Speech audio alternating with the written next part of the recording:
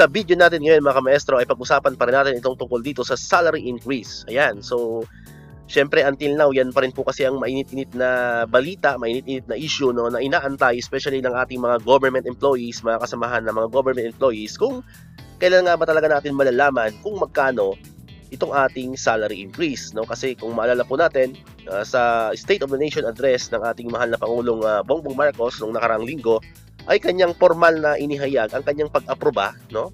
Pumapayag siya na magkaroon ng salary increase ang lahat ng government employees based na rin sa pag-aaral na ginawa ng sa pangunguna po ng Department of Budget and Management. Ano po? So, yun.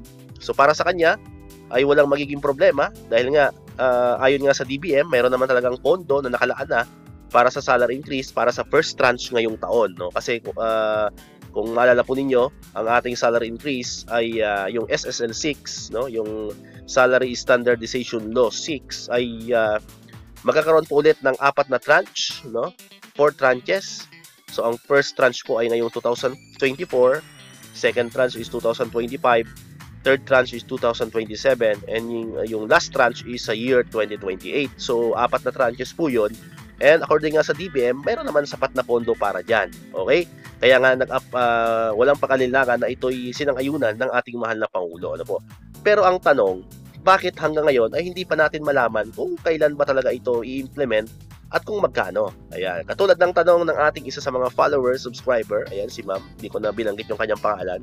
Sabi niya dito, El Maestro, bakit sabi sa mga news, aprobado na ni PBBM ang salary increase? Pero hanggang ngayon, mukhang wala pa naman. Di alam kung magkano ba talaga.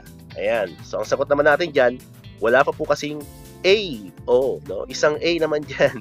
Ayan. So, sagot natin, wala pang EO, no? Yung executive order, no? Kasi sa mga pagkakataong ito, napakahalaga po ng isang executive order para formal, no? Para formal na ma-implement, no? Ang isang kagustuhan ng isang pangulo, no? Kasi ang EO ay katumbas yan ng isang batas na ginawa sa Kongreso, ano po. So pag sa Congress kasi dadaan yan mga ka-maestro, no? Pag sa Congress dadaan pa yan sa butas ng karayom kasi dadaan pa siya ng first reading, second reading, no? Maraming reading na gaganapin muna bago maaproba ng isang batas. Pero pagka isang executive order lamang, so pirma lang ang kailangan, ano?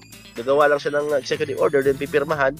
Kumbaga tapos na agad, no? Tapos na agad. So aprobado na agad ang ating salary increase. So sa panahong ito, yun po ang ating inaantay, no po, yung executive order ng Pangulo, kasi kahit ilang beses niya pang sabihin yan verbally, sa lahat ng interview banggitin niya na pumapayag siya sa salary increase, pero hanggat wala pong pirmadong EO, no, nakatibayan na siya ay talagang pumapayag, hindi po natin talaga masasabi na meron tayong salary increase, ano po. Pero hindi naman natin syempre sinasabi na wala na, no? Kasi hindi naman bibitawan ng Pangulo yan sa kanyang sona kung wala talaga, di ba?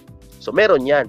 At tayo naman ay positive, no, na meron talaga tayong salary increase. Sana nga as soon as possible ay magpabana ng isang executive order, no, para naman maging lubos na masaya na ang lahat ng government employees natin. Syempre hindi lang tayo mga teachers kundi lahat po yan ng government employees. So sa tanong po ni ma'am, so hopefully po ay nasagot ko yan.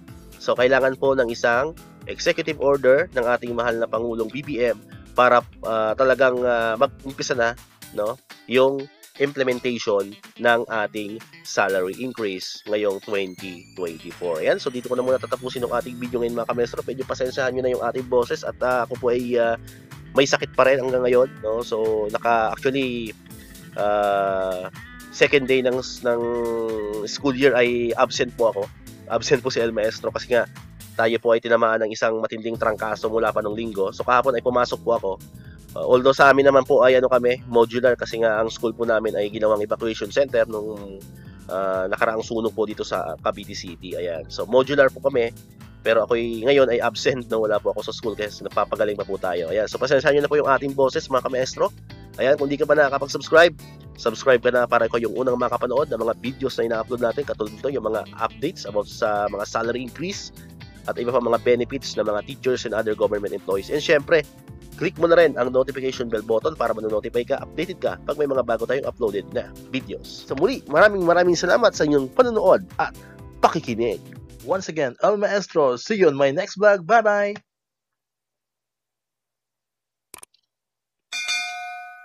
1, 2, 3